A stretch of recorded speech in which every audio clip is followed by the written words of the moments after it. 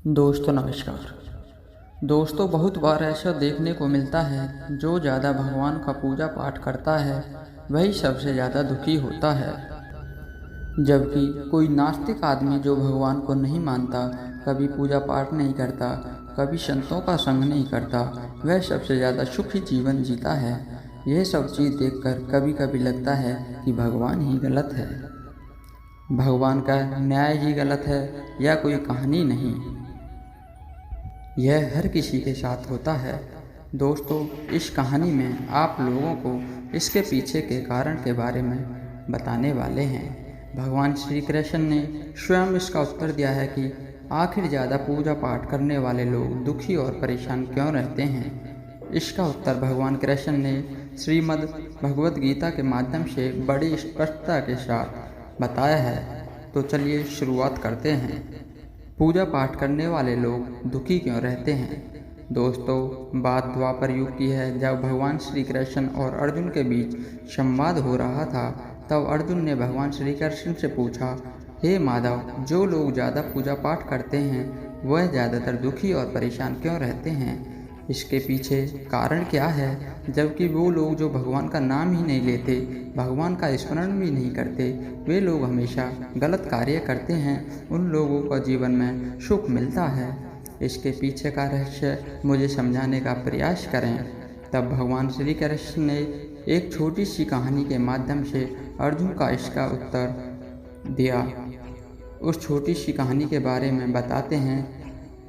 भगवद गीता के अनुसार से ज़्यादा पूजा करने वाले लोग दुखी क्यों रहते हैं। एक गुरु के दो शिष्य थे, दोनों ही पढ़े लिखे और विद्वान थे। दोनों में सिर्फ फर्क इतना था कि एक भगवान को मानने वाला था और दूसरा भगवान को न मानने वाला था। नास्तिक एक ऐसा था जहाँ पर भगवान की कथा होती थी, जहाँ सत्संग होता था, जहाँ भजन होता था, वहाँ दौड़ा चला जाता था और भगवान की पूजा पाठ करने लगता था। दूसरा शिष्य इन सब चीज़ों से काफ़ी दूर था। वह शराब पिया करता था, वैश्याओं के यहाँ जाया करता था। सारी बुरी आदतें दूसरे शिष्य में थीं।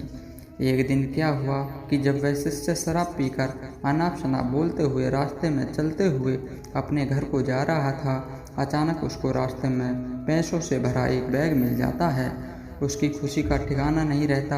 वह ज़ोर ज़ोर से चिल्लाने बताता है, आज मुझे पैसों से भरी बैग की थैली मिल गई है, मेरा जीवन सफल हो गया है, इन पैसों से अपने जीवन की आवश्यकताओं की पूर्ति कर लूँगा। वहीं दूसरा मित्र मंदिर में भजन करते हुए अपने घर जा रहा था। अचानक उसके पैरों में बड़ी कांटी चुभ जाती है, रक्त निकलने लगता है। ठीक उसी समय दूसरा शीशे भी वहीं पहुंच जाता है और हंसते हुए उसको बोलने लगता है, क्या तुम ही हो न जो सबसे ज़्यादा पूजा पाठ करते हो, भगवान का भजन करते हो। क्या किया तुम्हारे भगवान ने। मुझे देखो, मैं कभी मंदिर नहीं गया, मैंने कोई अच्छा काम किया है। मेरे घर में भगवान का मंदिर भी नहीं है। मैंने कभी अपने बारे में सत्यनारायण भगवान की कथा नहीं करवाया, भगवान के सामने कभी माथा नहीं टेका। फिर भी मैं कितना संपन्न हूँ, अमीर हूँ, मेरे पास पैसों की कोई कमी नहीं है, सबसे ज़्यादा सुखी जीवन में ही जी रहा हूँ। अच्छे शिष्य को उसके बाद चुभने लगी। उसने मन ही मन भगवान से प्रार्थना किया, ये तो सच बोल रहा है, मैं कितना पूजा पाठ करता हूँ और वह कुछ नहीं करता, फिर भी कितना सुखी है। इतना सोचते हुए वह अपने गुरु के पास चला जाता है और यही प्रश्न गुरु से करता है। गुरु जी मुस्कुराते हुए बोलते हैं, भगवान जो करता है अच्छे के लिए करते हैं, जिसकी जैसी योग्यता होती है उसको उसी के अनुसार फल देते हैं। अब तुम्हारे प्रश्नों का उत्तर तुम जानते हो। भगवान ने पैरों में ही क्यों कांटे चुभाए और उसको पैसों से भरी बैग क्यों मिली।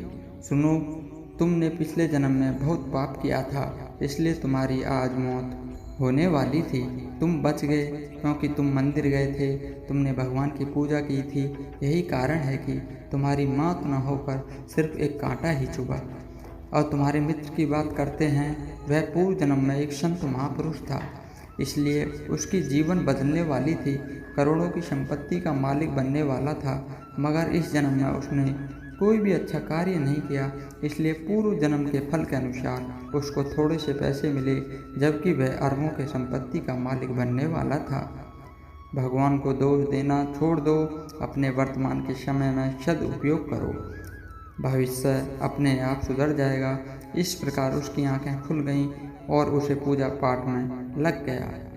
तो यही करना होता है कि जो पूजा पाठ करते हैं वो इतना दुख क्यों रहते हैं। दोस्तों, अगर आपको यह कहानी अच्छी लगी हो तो हमारी कहानी को लाइक, शेयर, कमेंट और हमारे चैनल को सब्सक्राइब ज़रूर करें। दोस्तों, और भी अच्छी कहानी सुनने के लिए हमारे चैनल को सब्सक्राइब ज़रूर करें। धन्यवाद।